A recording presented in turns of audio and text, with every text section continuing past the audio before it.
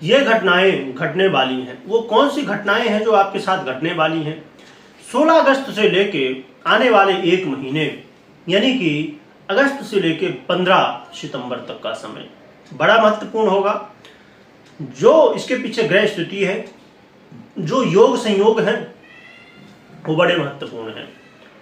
और ये जो परिवर्तन होने जा रहा है, यह परिवर्तन वर्ष में एक बार होता है, एक वर्ष बाद होने जा रहा है। ये परिवर्तन आपके जीवन में क्या प्रभाव लाएगा, ये ग्रह स्थिति आपके जीवन में क्या असर दिखाएगी, इसे हम समझेंगे। प्रिय दर्शकों, हर एक ग्रह का अपना महत्व है, परंतु हम चर्चा कर रहे हैं ग्रहों के राजा सूर्य की। 16 अगस्त को सूर्य का परिवर्तन होने जा रहा है। आप सुनते रहते होंगे, हर एक महीने सूर्य का परिवर्तन होता रहता है, परंतु यह परिवर्तन अपने आप में बड़ा महत्वपूर्ण है। क्यों महत्वपूर्ण है? इसके पीछे कुछ स्थितियां हैं। सबसे पहली स्थिति है, सूर्य का ये जो परिवर्तन होने जा रहा है, ये सिंह राशि पर, यानी कि सूर्य स्वयं अपनी राशि में ही गोचर करेंगे। और सिंह राशि वालों के लिए बड़ा महत्वपूर्ण है। क्यों है? क्योंकि आपके ये लग्नेश है, आपके राशि से है। यदि आपकी सिंह राशि है तो आपके राशि से हुए, और यदि आपकी लग्न है तो लग्नेश हुए। और साथ में और कुछ स्थितियां हैं। यदि आपकी सिंह राशि है तो ये वीडियो आपके लिए है, आपकी सिंह लग्न है तो ये वीडियो आपके लिए है। क्या और महत्वपूर्ण स्थितियां हैं? आप जानते हैं कि बुध का परिवर्तन पहले ही हो चुका है और सिंह राशि में बुध पहले से ही गोचर कर रहे हैं, परंतु यहां पर एक तो बुध और सूर्य की युति होगी, जिसे बुधादित्य योग का निर्माण हो जाएगा। और एक बात मैं पहले बता दूं कि फलादेश तो हम समझेंगे, आगे उपाय भी जानेंगे, परंतु उससे पहले ये ग्रह स्थितियों को समझना बहुत जरूरी है। क्योंकि जब यदि आप फलादेश समझना चाहते हैं, इन्हें अवश्य समझिए। बुध और सूर्य बुधादित्य योग बनाएंगे। योग बुधादित्य योग तो अक्सर बनता रहता है, पर यह बड़ा महत्वपूर्ण है। क्यों महत्वपूर्ण है? क्योंकि सिंह राशि वालों के लिए बुध किसके कारक? आय के, पैसे के कारक हैं। तो बुध 5 अगस्त को वक्री होंगे, यानी कि सिंह में गोचर करते हुए कर्क का भी फल देंगे, परंतु फिर 11 अगस्त को अस्त भी होंगे और फिर 27 अगस्त को उदय होंगे। मैं ये क्यों बता रहा हूं? क्योंकि ये जो बुधादित्य योग बनने जा रहा है, इसका प्रभाव आपको 27 अगस्त के बाद ज्यादा मिलेगा। अब उससे पहले थोड़ा कम मिलेगा, क्योंकि अस्त अवस्था में बुध होंगे। अब पर एक चीज और भी है, प्रभाव मिलेगा, डिफरेंस बहुत ज्यादा नहीं दिखाई देगा, बहुत ज्यादा नहीं। क्यों? क्योंकि बुध भले अस्त हैं पर वो फल देते हैं, क्योंकि बुध अस्त होते हुए भी अस्त नहीं होते हैं। ये बड़ी महत्वपूर्ण स्थिति होती है। अब आगे समझते हैं कि और क्या स्थिति यहां पर। स्थिति और ये है कि शुक्र का भी जो है तो गोचर होगा यहीं पर, परंतु 16 अगस्त से लेके शुक्र का ये गोचर होगा तो क्या होगा? वैभव योग का निर्माण होगा। साथ में बुध भी होंगे तो लक्ष्मी नारायण योग का भी निर्माण हो जाएगा और त्रिग्रही योग का भी निर्माण हो जाएगा।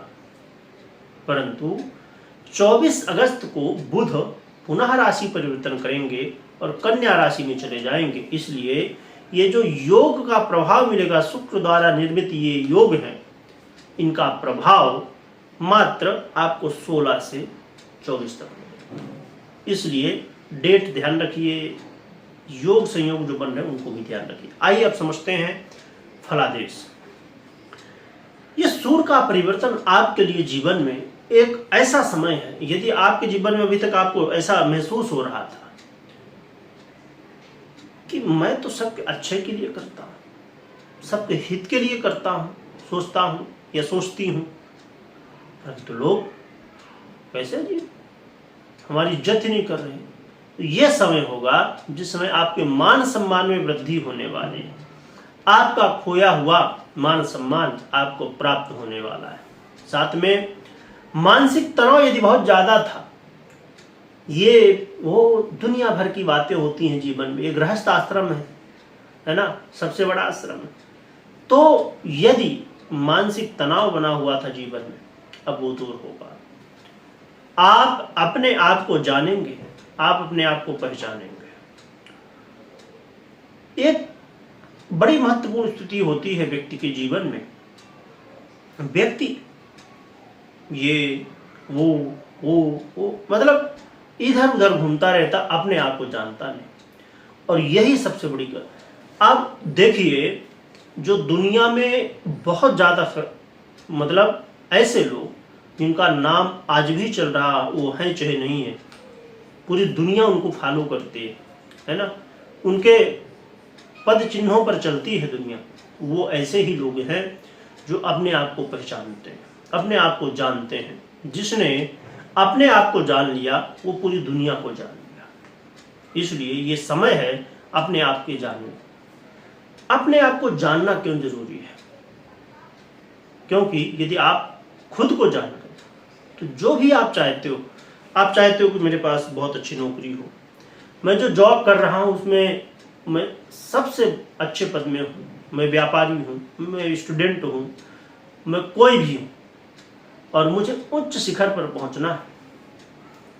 उच्च शिखर पर पहुँचना है, वो कौन सा रास्ता है उसको जानिए मत। सबसे पहले खुद को जानिए। यदि खुद को जान गए तो सब कुछ हो जाएगा। तो इसलिए ये समय है अपने आप को जानने। और यदि आपके जीवन में स्वास्थ्य की समस्याएं चल रही थी, अब वो दूर होंगी। व्यापारियों के लिए बहुत अच्छा मौका है, और खासकर उन व्यापारियों के लिए जो सरकारी क्षेत्र से जुड़े हैं या सरकारी क्षेत्र से जुड़ना चाहते हैं। समझिए आप कोई ठेका लेते हैं सरकार का, या कोई योजनाओं पे काम करते हैं, या किसी भी तरह सरकार से जुड़ के आप पैसा कमाते हैं, तो ये आपके लिए एक ऐसा मौका है। कहते हैं ना कि सोने में सुहागा, वो वाली स्थिति है। इसलिए इसका फायदा उठाइए। धन की समस्याएं थी तो वो दूर हो सकती हैं। इस समय कई सारे काम बनेंगे। और जो लोग जॉब में कुछ लाभ चाहते थे, लाभ क्या, यानी कि पैसा, यदि पैसा चाहते थे कि और थोड़ी मिल जाए तो अच्छा मौका है। तो ये जो परिवर्तन सूर्य का है अपने आप में, ये ग्रहों के राजा हैं और शुंग वालों के लिए तो बहुत ही महत्वपूर्ण। तो ये परिवर्तन जीवन में आपके बहुत कुछ देके जाएगा। बस जरूरी है कि आपकी जन्म कुंडली में सूर्य की, शुक्र की, बुध की स्थिति बेहतर होनी चाहिए, अच्छी होनी चाहिए। क्योंकि यदि गोचर में तो बहुत अच्छा, अब समझिए, इसका मैं छोटा सा उदाहरण दे दूं कि अब समझिए कि आप जा रहे हैं रास्ते में, ये समय जो मैं ले रहा हूं ना, तो इसीलिए मैं लेता हूं कि आप उसको गहराई से समझिए। और एक बार आपने गहराई से समझ लिया ना, हमेशा के लिए। अब कोई आप जा रहे हैं, कोई व्यक्ति दिखा, देखने में तो बहुत हट्टा कट्टा, बहुत बढ़िया है, लंबा चौड़ा कोई व्यक्ति है, परंतु गलती से आप गए, आपके बगल से व्यक्ति दूसरा गया, थोड़ा सा धक्का लगा, गिर गया, झूम गया। क्या हुआ? देखने में तो बहुत हट्टा कट्टा, बिल्कुल ताकतवर व्यक्ति लगता है, तो थोड़ा सा आपका धक्का लगा, गिर गया, वो झूम गया। इसका मतलब क्या है? मतलब ये, उसके अंदर वो देखने में अच्छा लग रहा पर अंदर कुछ है नहीं, ताकत। उसी तरह अब जो मैंने बताया, इतने बढ़िया बढ़िया योग बन रहे हैं, पर पता चला कि आपकी जन्म कुंडली में ही ये ग्रह कमजोर है, पीड़ित है, या कोई खराब ग्रह की दिशा चल रही है, वही स्थिति है। समझ गए आप? तो इसीलिए अपनी पर्सनल जन्म कुंडली का विश्लेषण करना बहुत जरूरी है। यदि कोई आप महत्वपूर्ण निर्णय ले रहे हैं, आप नॉर्मली यदि समझ रहे हैं कि क्या कैसी ग्रह स्थिति है, तब तो ठीक है, जर्नली आपको देखना है और इसका प्रभाव दिखता भी है। परंतु कोई महत्वपूर्ण यदि निर्णय ले रहे हैं तो पहले कुंडली का विश्लेषण, जिससे दोनों को आप समझ सकें एक साथ करके। क्योंकि उतना ही प्रभाव आपकी जन्म कुंडली का और उतना ही प्रभाव इस गोचर का, दोनों का प्रभाव है। अब आप सोचें कि जन्म कुंडली, फिर हम गोचर क्यों सुने, जन्म कुंडली बस देख ले, जन्म कुंडली बस देखेंगे तो भी अधूरा है, क्योंकि गोचर उसका आधा है? तो इसलिए ये समझिएगा। अब हम बात कर लेते हैं उपाय की। तो उपाय की कोई विशेष आवश्यकता तो नहीं है, परंतु भगवान की आराधना करने से कोई नुकसान नहीं होता, लाभ ही होता है। तो आप भगवान विष्णु की आराधना करें और भगवान सूर्य को अर्घ्य दें। इसके अलावा जितना जल्दी हो सके प्रातः काल उठने की कोशिश करिए, उतना ही आपके लिए बेहतर रहेगा। यदि आप ब्रह्म मुहूर्त में उठ सकें, बहुत सुंदर है। और ये मैं बात जो अभी मैंने कही कि ब्रह्म मुहूर्त में उठें, सुबह उठें, ये ऐसा नहीं है कि अब सूर्य का परिवर्तन सिंह राशि में हुआ है तो बस अभी करना है, नहीं, हमेशा के लिए नियम बना लीजिए। जीवन में यदि सफल होना चाहते हैं, जितना जल्दी उठेंगे उतना ही बढ़िया है। आप कहेंगे कि हम तो सुबह उठते हैं, हम सफल नहीं हुए, इसका मतलब ये नहीं कि सुबह उठोगे तो खाली सफल हो जाओगे, कर्म भी करना पड़ेगा। तो अभी मैंने कहा कि सुबह उठोगे तो सफल हो जाओगे, तो फिर बात तो फंस गई, वहाँ फंस नहीं गई। आप सोचिए,